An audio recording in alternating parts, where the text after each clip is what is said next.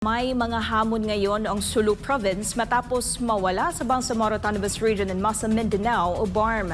Si MJ Mondihar sa report. Hindi na bahagi ng Bangsamoro Autonomous Region in Muslim Mindanao o BARM ang probinsya ng Sulu. Base ito sa pinakahuling desisyon ng Supreme Court. Kinatigan ng kataas-taasang hukuman ang pagkontra ng Sulu noon sa ratifikasyon ng Bangsamoro Organic Law. Ngunit ayon sa direktor ng Muslim Studies ng Ateneo de Davao University, may mga kakibat na hamon sa Sulu ang naging pasya ng Korte Suprema. Lalo na kung saan kukuha ng pondo ang probinsya. Malaki ang impact po nito, no?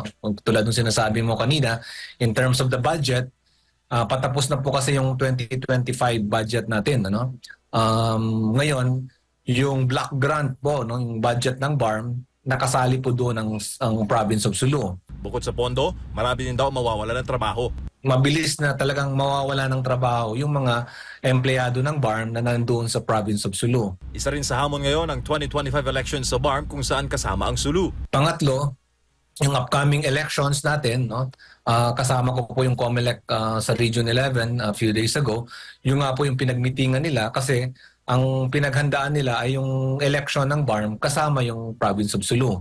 And now, most probably, since Region 9, no, yung Zamboanga Peninsula, ang Zamboanga region, yung pinakamalapit sa kanila, malamang ang mangyayari ay katulad ng Isabela City ng Basilan, part sila ng Zamboanga, if I'm not mistaken, Zamboanga province, ay na Zamboanga region, ano? And then yung Sulu, ganun din, no? Babalik siya sa, kasi dati naging part din po siya ng Zamboanga.